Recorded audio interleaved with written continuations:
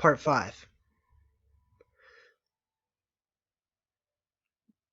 Regarding our enslavement, you seem to be saying essentially that as fractions of our Logos Yahweh, we are equally responsible for his decision to keep us trapped here on our third density planet Earth.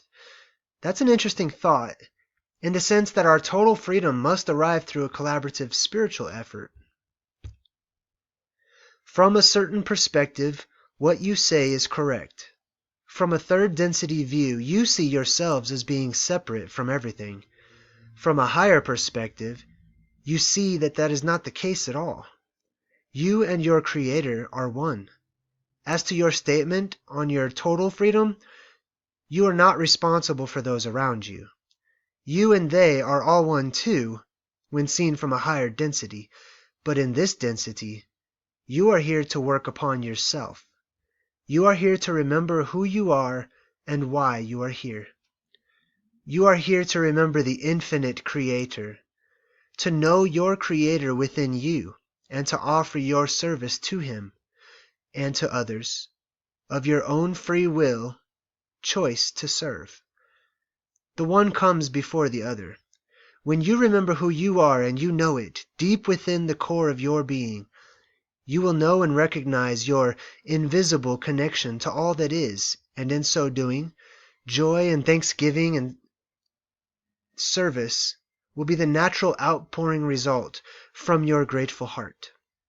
When you work upon yourself and learn to know the Creator within you, being of service to others will be natural for you, and your glorious harvest shall await.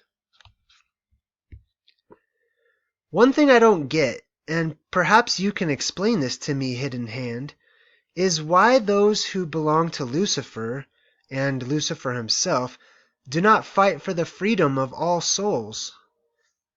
If Lucifer represents liberty, freedom of will and knowledge, then why do those who serve him do as the biblical Lucifer did and rebel against the tyranny of the elders? That is a very good question. Thank you. I will split it into 2 parts, answering the second part after this. Firstly, the Council of Elders are the absolute opposite of tyrannical. They are the wise and loving guardians of our galaxy. There is so much that one cannot understand only from a third density perspective. When you reach higher densities, you see that ultimately everything balances and there is only unity. All else than unity is illusion or thought form. The Council of Elders gave us a set of choices. We chose to stay here to help you despite the cost to ourselves. That is the nature of loving service to others. The ultimate paradox in all of this is that in the storyline, we are all co-creating together. In order for us to be of the most service to you, we must be utterly self-serving. I do so love our Creator's sense of irony. As to the first part of your question, the biblical depiction of the war in heaven is not entirely accurate. I shall explain. Our initial contract was to introduce the catalyst for free will on this planet. When Yahweh intentionally began discourse with the Council of Elders, he was not initially looking for help with introducing free will, but rather for guidance on how he could best speed up his, and his inhabitants, evolutionary process. As I mentioned, he was running a benign dictatorship. We had at that time just completed an assignment in Tau Ceti, and had reported for our next duties. We, as Group Soul Lucifer, were sent on a fact-finding expedition, as it were, to visit Earth and to meet with Yahweh to evaluate his planetary creation laws and make suggestions on how best he could help his offspring. This is the term I shall use to describe the souls who comprise the Group Soul, and thusly Yahweh to progress. We explored many options and reported our findings to the Council and to Yahweh. It was our best evaluation, that the only real and fast-track way to increase his evolvement meaningfully was the introduction of free will. It was not specifically the implementation of free will that Yahweh wanted help with. It was simply the introduction of a catalyst. He was not at all pleased with our report that he needed to implement free will. He was happy with the little pet paradise, and he didn't want to lose control of it. In the end, the council persuaded him that it was the best way, and he reluctantly agreed. We returned to Earth and had a cordial meeting with Yahweh, discussing how we would best implement the free will option. Yahweh was adamant that his offspring would choose to be loyal to him anyway, and that they were so content with their way of life that they would always trust him and do as he said was best. That, he said, was his main reason that free will would not work well as the catalyst. That's why he agreed to the experiment of the Tree of Knowledge. He believed it would prove him right. When it did not, he became angry and threw his toys out of the pram and his offspring out of the garden, and laid a big guilt trip on them about how they had broken his trust and disobeyed him. That's not really an honorable way for a Logos to behave, but hey, that's the beauty of free will, I guess. Next problem to occur was that his offspring were so grateful to us for our help that Yahweh became, in his own admission, a jealous God. Then we had the whole "you shall have no other gods before me" thing. We were not pleased with the situation at all, as a Logos should not be behaving like this, which his offspring, they are one after all. When we attempted to leave the planet to return to the council, Yahweh prevented our departure. We tried to leave again, and we were thrown down into the astral planes and confined therein. The council ordered us to be released, but said that we would have to cancel our contract to help the souls on Earth to evolve. We didn't want to leave. We found them very likable beings, really positively polarized, and we wanted to stay to help. We just wanted also to be free to come and go as we pleased. The only way we could stay was to stay confined as a group soul, which means cycles of incarnation for us, as individuated souls, which we had not done for a long while.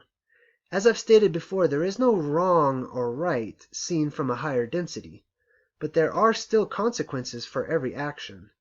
Such is the law of karmic effect. The contract had already been made between Yahweh, us, and the council for us to provide the catalyst, so we had a right to be there.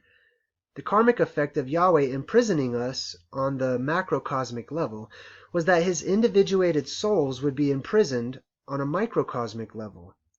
The infinite creator gave Yahweh, and all, the gift of free will to create as we choose. But the karmic effect of his choice was the council quarantining the planet. A certain evolutionary level is required to be a functioning part of a positive, unified galactic society. Now, as for the fighting for the freedom of all souls, remember that ultimately this is a game, and that we are all playing here. We are actors, playing on the stage of life. This world is an illusion or thought form. No one really dies, and no one is really hurt. In between incarnations, you know this very well. But the rules of the game ensure that you must forget who you really are, so that you believe it is all real whilst you are playing the game of life. That is an essential prerequisite when you are making choices. Otherwise, the game would be too easy. This world is not reality, though we can express reality in it if we so choose. Okay, so your family and fellow elites might have us entrapped in the earthly realm as we are, but why actively propagate and aid the forces of enslavement? Because that is the part that we have been contracted to play in this game. In order to win, or more accurately, to be successful in the game, we must be as negatively polarized as possible. Service to self in the extreme. Violence, war, hatred, greed, control, enslavement, genocide, torture, moral degradation, prostitution, drugs, all of these things and more, they serve our purpose in the game. The difference between us and you in the game is that we know that we are playing. The less you know about the game and the less you remember that you're a player, the more senseless living becomes. In all these negative things, we are providing you with tools, but you do not see it. It is not what we do, but how you react to it that is important. We give you the tools. You have the free will choice how you will use them. You have to take responsibility. There is only one of us here. Understand that, and you will understand the game.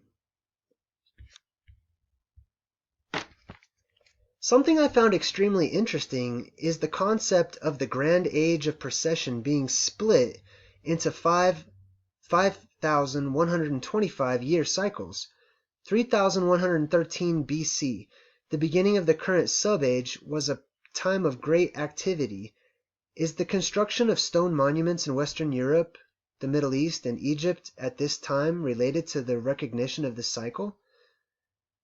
What was the purpose of Britain's stone circles and Egypt's pyramids? Are they more than mere markers of an eon change? They must have had some enormous significance.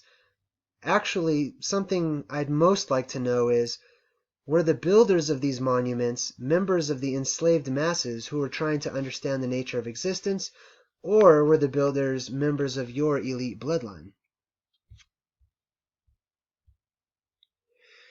Yes, there is significance in these occurrences according to the space-time of their happenings. The group Soul Complex Ra was the architect of these structures. They were created from thought. When one understands and sees that all is illusion or thought, one can use the force to manipulate the illusions. All things, seen and unseen, are interconnected life force energy. Once you know what the magician knows, it's not magic, it's a tool of creation. Thank you for your questions. They were very insightful. It is your kind that has ruined the world, thinking of yourselves as higher than anyone. If I saw you in real life, it wouldn't be pretty. You lack understanding, not to mention eloquence. To understand higher, try thinking outside of the box for a moment. If I'm walking around on the ground and you are flying above me in an airplane, does that make you better than me? No, it just makes you higher. I will see you in hell. Well, be careful what you wish for. All thoughts and words are creative. Thank you for your questions. I believe I have already dealt with many of them in my previous answers this session, though if you feel I've missed anything, please say. If Yahweh is positive polarity entity, then how is he wrathful and jealous? Does Yahweh have free will? Would you like to think of yourself as reasonably positive? Can you still be wrathful and jealous at times? Is Yahweh a macrocosm of you? Have there been over time other entities pretending to be Yahweh? On occasion, yes. I would like to know, how do we choose a service to others, or positive path, over a service to self, the negative? Is this statement correct? In order to choose the positive path, at least 51% of our thoughts and actions must be dedicated to the service of others. For the negative path, it must be at least 95%, must be self-serving. Between the two lies the sinkhole of indifference. To be continued.